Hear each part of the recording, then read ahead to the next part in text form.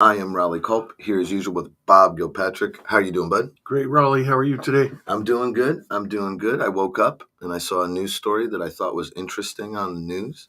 I guess there's a new proposal by the EPA that is talking about removing all lead pipes in the USA within 10 years, right? And because of concerns of heavy metal toxicity and mainly lead poisoning. We know you've heard the phrase when you were a kid, would you eat too many paint chips as a kid?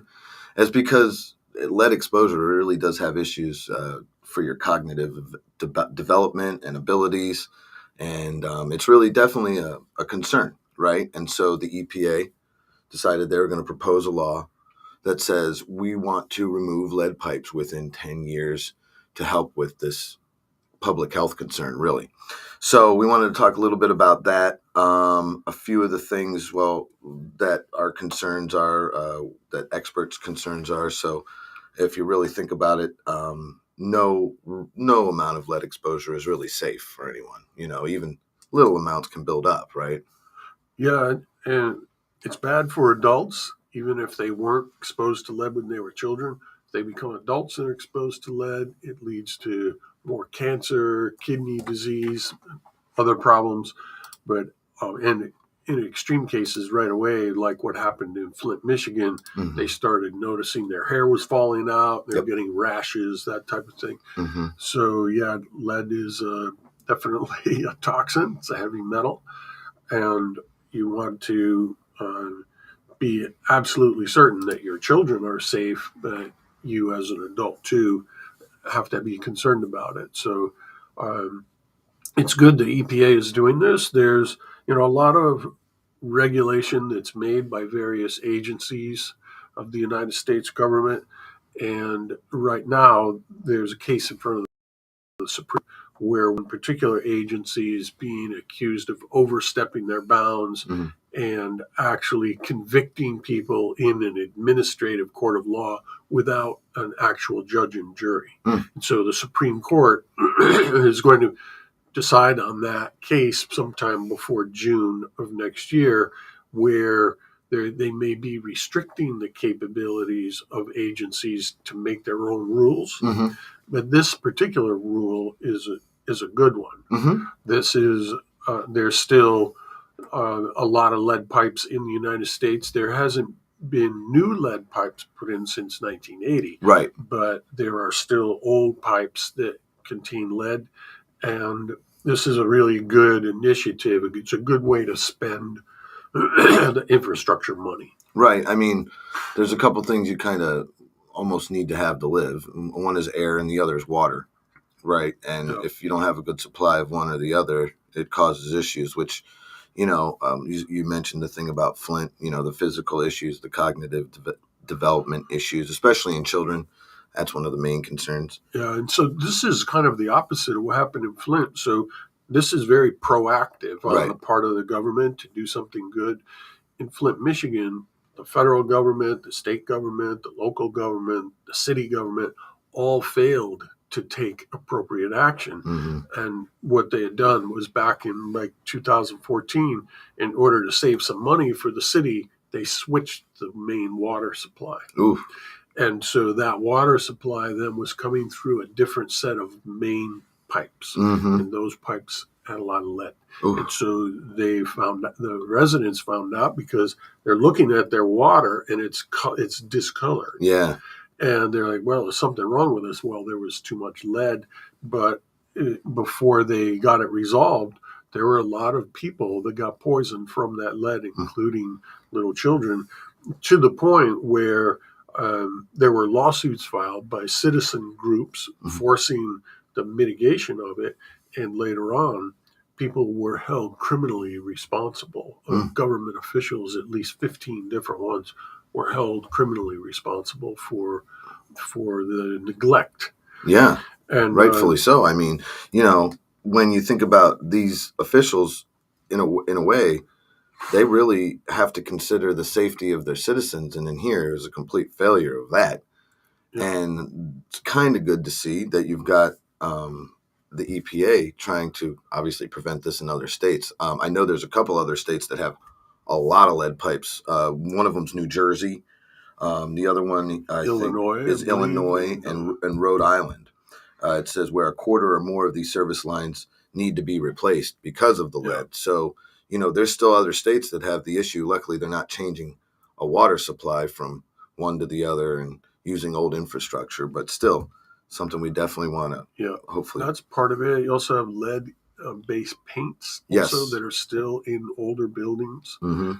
and those as that paint begins to chip as it gets to be many decades old, it creates lead poisoning as well. Right. Yeah, there's a lot of things that you don't think of that have heavy metals in them. A couple of the things I've seen in the news lately that have had concerning levels is makeup, Yeah, heavy metals in makeup, and then the other one was baby foods. yeah, So these things can pop up in lots of places, and one of the biggest ways to avoid it is to limit your exposure. I mean, that's really kind of almost the only way to do it is limit your exposure to these things as much as you can, right? yeah. Limit your exposure. There's a woman over in Tampa that had commissioned me to help her before I lived here in Florida. Hmm. And it was when I was still in New York over probably 20 years ago. She commissioned me to help her start an organic baby food company Mm-hmm. for just this type of purpose. Mm-hmm. The commercial available Ahead of the curve. Baby food was toxic, Mm-hmm. and she created an organic company. I don't think she has it anymore. How many years ago was that? 20 years. Wow. 20 So years yeah, ago. they should have been paying attention to this lady. Yeah, absolutely. But a lot of people make their own baby food at Yep. home. You can get food from organic sources, Mm-hmm. from the farmer's market, grocery stores that have organic foods, and you can puree your own foods and make your own baby foods much healthier. Yeah, a lot of people do that. There was some information lately that some of these homemade baby foods were getting that as well, and that might be due to the way that they're being prepared or the source of the food itself. So, like you've mentioned, organics very good because a lot of the times you'll avoid any of those type of things, especially if they're not using pesticides and different types of fertilizers. So, be careful with it and limit it. That's one of the best ways you can avoid it. Yeah, know where the hazards are and avoid it, but also there is a way to get it out of your body as well as other heavy metals. Right. Lead's not the only dangerous heavy metal. You also have No. aluminum is a big one that is associated with Alzheimer's disease. Right. Yeah, and aluminum is used in lots of stuff like deodorants and things like that. And that exposure, you're putting it right in your pores, over time. Again, they don't go away. They just build up.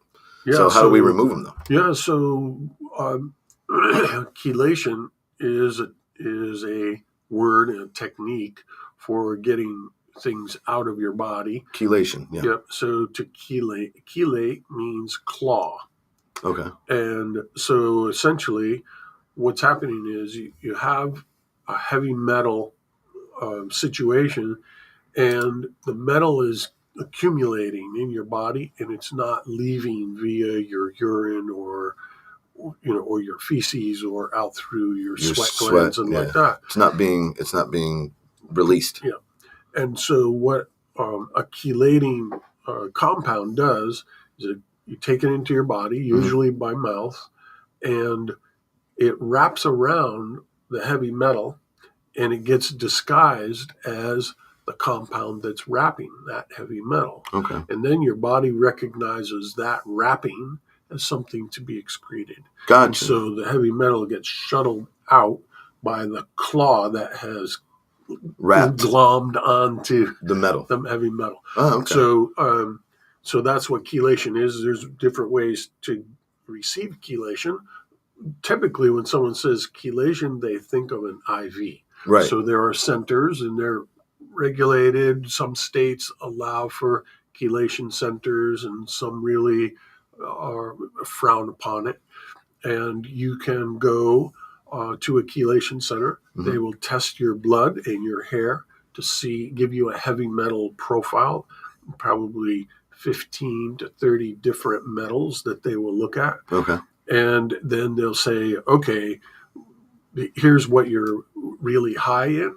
And so they create a solution that has chelating molecules in it, and they'll run it in an IV. Okay. Now, while you're doing that, you have to be careful. Your body needs a lot more protein if you're going through chelation. Okay. And so you kind of bulk up on protein bars, protein shakes Right. before you come to the chelation center. And while you're there for the period of time, an hour, 2 hours, you're going to be constantly munching on a protein bar. Okay. And then, of course, follow up with more later. If you don't do this, you're likely to get sick Really? to your stomach and feel like you've got the flu. Interesting. Yeah. So now that's a quick and very effective way to do it. Chelation therapy. Yeah, right. You can also do it slowly over time with what is called zeolite. So zeolite is a chemical compounds, a group of compounds that do the same exact thing. They come into your body, they clamp on to the heavy metal, and they shuttle it out. Right. And you can do this with a dropper bottle, typically in a liquid. The Zeolite that we have is this. It's a liquid with a dropper bottle. Now, you want to start very slow with this. You want to take one drop of this liquid. It's a dark brown, blackish color. It's an organic. It's organic compounds. Okay. And you put one drop onto your tongue, swish it around, swish saliva around your mouth, and swallow it. And that immediately your body will start to experience chelation. Okay. Right. Then you can do that for a day, just maybe 1 or 2 days, depending how you feel. Then you can do 2 drops. You can increase a drop every day and max out at 10 drops. All right. And then you can do that for about 6 months is about how long it's going to take to significantly reduce your heavy metal count. Now, you can get the tests on your own. You can go to a company like lef.org and you can order a heavy metal test. They'll all through email, they'll set you up for the test. You'll have a printable sheet, which is your order to bring to the lab. They'll tell you the labs in your area that they work with. You go there, your blood drawn, a report comes to LEF, and they will then share that with you. And so there's ways to go ahead and get it checked. Yeah. Especially, I could think of people who might have occupations that get exposed to it. It would be important to probably do this, fairly frequently, or at least start out and get a baseline of where you're at. Yeah, and some people were exposed a long time ago, but it's still inside. That's so right. It's Yeah, a that's good true. way to kind of get a fresh start. You get the test done, go through the chelation, 6 months of using Zeolite, okay, or go to a chelation center. Yes. Or do both. But if you're going to do both, you have to let the doctor at the chelation center know what you're planning on doing, and they will calibrate their chelation accordingly. Okay. And then after 6 months, redo the test, see if everything is in the acceptable level. And if it's not, then continue on. Right. And until it is. Gotcha. And then now you have this fresh start. And so some people are exposed for periods of time. When I was a teenager, young adult, I was exposed to heavy doses of pesticides. I was in charge of spraying the fields, the apple orchards, cabbage fields, that type of thing, with pesticides, driving the tractor, pulling the sprayer behind. You had protective equipment on, but it wasn't complete. And so you're constantly exposed to the mist of the pesticide mixture. Yeah. And some of them were experimental pesticides that were not FDA approved yet. Wow. And the process was you had a company like the Imperial Chemical Industries would invent a new pesticide or insecticide, and you would then start spraying the fields with these experimental pesticides. At the same time, they were testing to see if they were carcinogenic. Wow. And Okay. so we would be doing an experiment, and 2 years later, come back and they go, stop that experiment. Wow. That one you've been spraying causes cancer. For 2 years. Yep. The one you've been spraying for 2 years definitely causes cancer. So that stop. guy on the tractor, so tell him tomorrow not to do it. Right. So that was my job. What's a day going to matter at 2 years? I worked for a different company. I worked for ICI. I worked for Cornell University's Agricultural Research Center, which had contracts with all the different companies to test for them. Wow. And so that explains a lot, Bob. Yeah. No, well, I was happy when we discovered the barley product, because we know that our sprouted barley works to get pesticides out of your body. Yeah. So you were speaking of when you do the chelation, just real quick, you want to take a good amount of protein before, during, after, because of the way the chelation works. Would it be the same type of thing with the zeolite? Would you want to make sure you're taking good amounts of protein when you use the zeolite? It's not as critical because it's going much slower. It's a slower draw. Right. That makes sense. If you're using gladiator barley or heirloom barley every day, that's going to be plenty. Gotcha. And then we were talking about zeolite, which our form is liquid, but when I did research on these, I see a lot of them come in powders. Yeah. And then you make it into a liquid. And you drink it. It's called a wettable powder. Right. So you mix it in water and you can drink it. It's a lot easier to calibrate when you have this, because it's just a drop, then the next day 2 drops, and like that. Right. It's more concentrated in this form. That's what I was thinking. If we get it to you in a liquid form, it's easier to take, probably more concentrated. And from what I understand, this one, if you take zeolite too long, sometimes it can mess with your potassium. Yeah. Right. So you want to be careful with that with other zeolites, but I think ours is pretty good at not doing that. Ours is formulated so that it doesn't deplete your potassium. You don't want to deplete your potassium; it can cause a heart problem. Right. Okay. Most zeolites, you can only take it for a month, then you have to stop, let your potassium normalize. Okay. And so, but with this zeolite, you don't have to worry about that. Cool. Well, good. Yeah. So it's interesting because these are the things that we have, the tools that we have, and then you hear something like lead pipe removal, and you think to yourself, hey, people are getting exposed to this stuff all the time, and it doesn't go away. So you got to remove it. So limit your exposure, right? Chelation if you need to. If you get a test and you're real high, maybe chelation. And then to mitigate it, and if you know you've had exposure, you could also use the zeolite. So at least we got something to help with it. That's good. We do. And with this new initiative with the EPA, that'll help with the lead part of the heavy metal spectrum, but it's not the whole thing. You want to get a comprehensive heavy metal analysis for yourself. You don't want to be high in aluminum or something else, even though your lead pipes have been resolved 10 years from now. It doesn't fix the whole problem. Right. Hey, it's a start. Yeah. We got to start somewhere. Yeah. Well, good. Absolutely.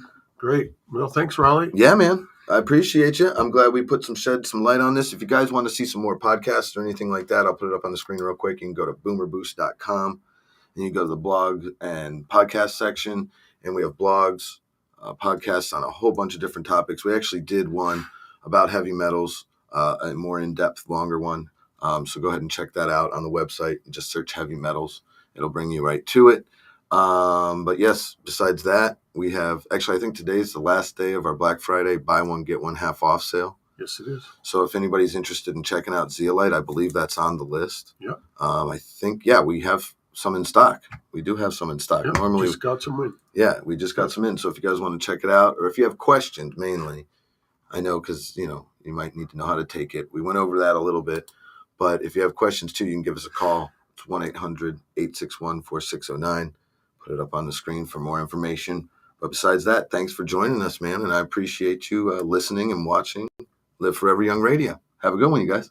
Bye-bye.